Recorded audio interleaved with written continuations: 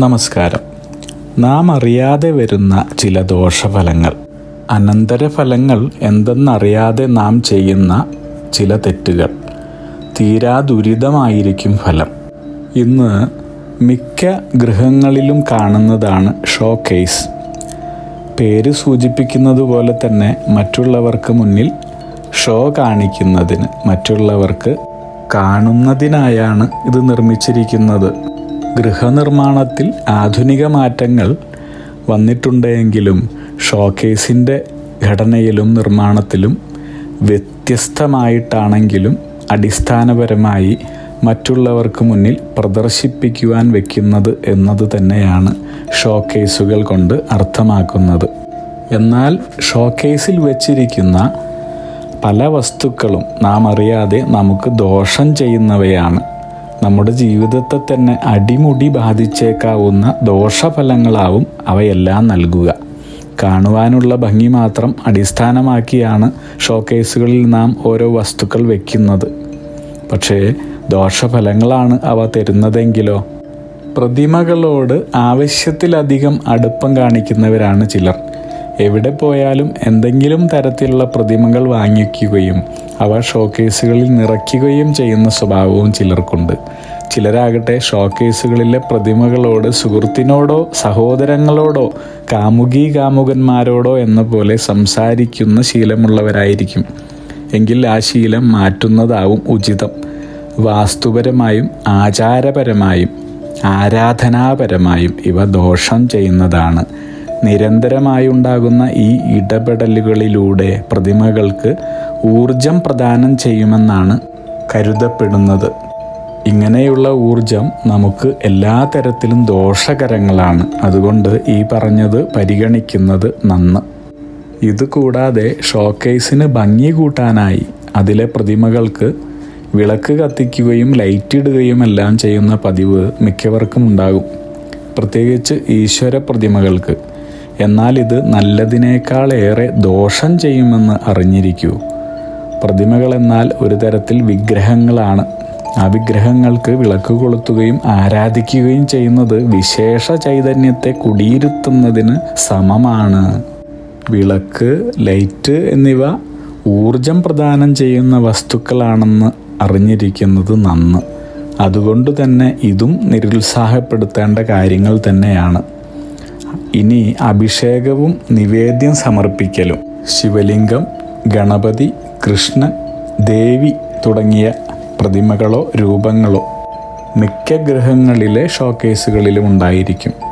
ചിലർ ഇതിന് അഭിഷേകവും നിവേദ്യവുമൊക്കെ നിത്യേന സമർപ്പിക്കുന്നത് കാണാറുണ്ട്. ദിവസവും ഇങ്ങനെ ചെയ്യുന്നത് നിത്യപൂജയ്ക്ക് സമമാണ് എന്നറിയുക. അത് ഗുണം ചെയ്യുമെങ്കിലും എപ്പോഴെങ്കിലും ഇവ തടസ്സപ്പെട്ടാൽ ഗുണത്തേക്കാൾ ഏറെയുള്ള ദോഷമായിരിക്കും ഫലം. പ്രത്യേകിച്ച് ഇവ ചെയ്യുന്ന വ്യക്തി ആ കർമ്മത്തെ ഇഷ്ടപ്പെടുന്നുണ്ടാവും. എന്നാൽ അയാളുടെ അഭാവത്തിൽ ഇവ മുടങ്ങുമ്പോഴാണ് സംഗതി ദോഷകരമായി മാറുന്നത്. ഈ പറഞ്ഞ കാര്യങ്ങളെല്ലാം തന്നെ ശ്രദ്ധിക്കുക. ഇനി അപൂർണവും പൊട്ടിയതുമായ വസ്തുക്കൾ സൂക്ഷിക്കുക. പൊട്ടിയതോ പൂർണ്ണമല്ലാത്തതുമായ വസ്തുക്കൾ ഷോക്കേസിൽ വയ്ക്കുന്നതോ വീടുകളിൽ സൂക്ഷിച്ചു വയ്ക്കുന്നതോ നന്നല്ല. ആയുധധാരികളായ ബിംബങ്ങൾ വയ്ക്കുന്നതും ദോഷമാണ്.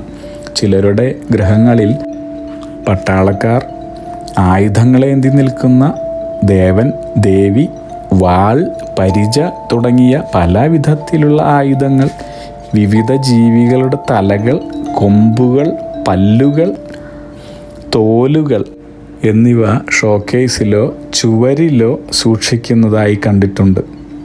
ഇതും ദോഷകരമാണ്. ഇവ എത്രയും പെട്ടെന്ന് അവിടെ നിന്നും മാറ്റിവെക്കുന്നതോ ഒഴിവാക്കുന്നതോ ആയിരിക്കും ഉചിതം. ജീവികളുടെ തലകൾ ഷോക്കേസിൽ എന്നല്ല വീട്ടിലെ ഒരു സ്ഥലത്തും തൂക്കിയിടുന്നതോ സൂക്ഷിക്കുന്നതോ അശുഭകരങ്ങളായ കാര്യങ്ങളാണ്.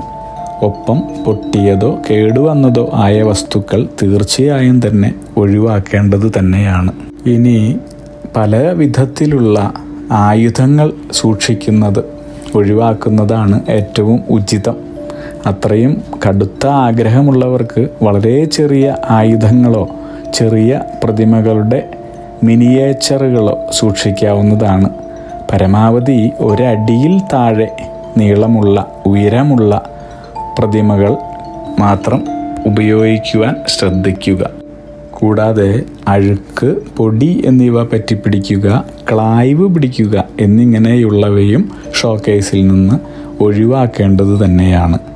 ഓടക്കുഴലേന്തിയ ശ്രീകൃഷ്ണൻ, ആയുധമേന്തിയ ദേവി ദേവൻ, അക്രമാസക്തരായി നിൽക്കുന്ന പ്രതിമകൾ, വിഗ്രഹങ്ങൾ, തലയോട്ടി, അസ്ഥിക്കൂടം പോലുള്ള അപായ ചിഹ്നങ്ങൾ എന്നിവ തീർത്തും ഒഴിവാക്കേണ്ടതാണ്. അർദ്ധപ്രതിമകളും ആയുധങ്ങളും വിഷമഭാവത്തിലുള്ള പ്രതിമകളും ഫോട്ടോകളും പെയിൻറ്റിങ്ങുകളും നിങ്ങൾ ഗൃഹത്തിൽ നിന്ന് ഒഴിവാക്കുന്നതായിരിക്കും അഭിലഷണീയം.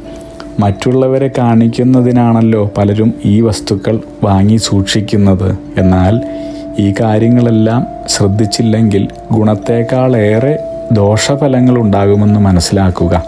എന്ന് കരുതി എല്ലാം ഒറ്റയടിക്ക് എടുത്തു കളയണമെന്നല്ല ഇവിടെ ഉദ്ദേശിക്കുന്നത്.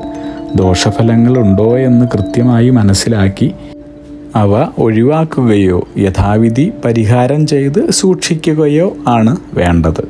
അഗ്നിഹോത്രികളുടെ ജീവിത നിയോഗ പ്രവചനങ്ങളിലൂടെ നിങ്ങളുടെ കർമ്മദോഷങ്ങൾ നീക്കുന്നതിനും ജീവിത വിജയം നേടുന്നതിനുമായി ഞങ്ങളുടെ ബിസിനസ് വാട്സപ്പ് നമ്പറിലോ മെയിലിലോ ബന്ധപ്പെടുക.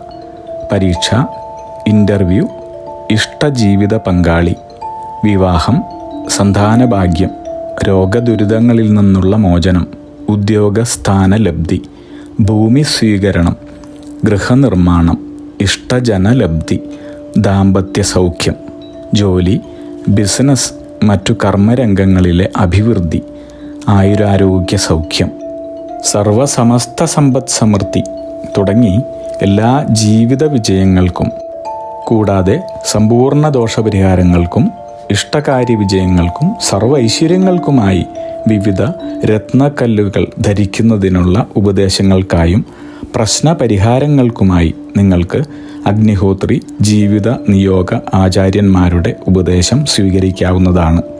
ഒരു കാര്യം പ്രത്യേകം ഓർക്കുക, നേരിട്ടുള്ള private consultation, online phone consultation എന്നിവയ്ക്ക് വാട്സപ്പിലൂടെയോ മെയിലിലൂടെയോ ഉള്ള മുൻകൂർ ബുക്കിംഗ് ആവശ്യമാണ്.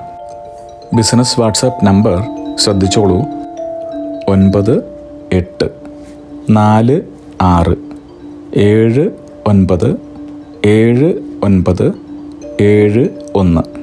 Mail ID myniyogam@gmail.com. നിങ്ങളുടെ എല്ലാ വിധത്തിലുമുള്ള പിതൃ, കർമ്മ, ഗ്രഹ, രാശി, നക്ഷത്ര ദോഷനിവൃത്തികൾക്കും പരമമായ ജീവിത വിജയത്തിനും അവസാനത്തെ അത്താണി അഗ്നിഹോത്രി ജീവിത നിയോഗ ആചാര്യന്മാർ. അഗ്നിഹോത്രികളുടെ ജീവിത നിയോഗ പ്രവചനങ്ങൾ മനുഷ്യ നന്മയ്ക്ക്.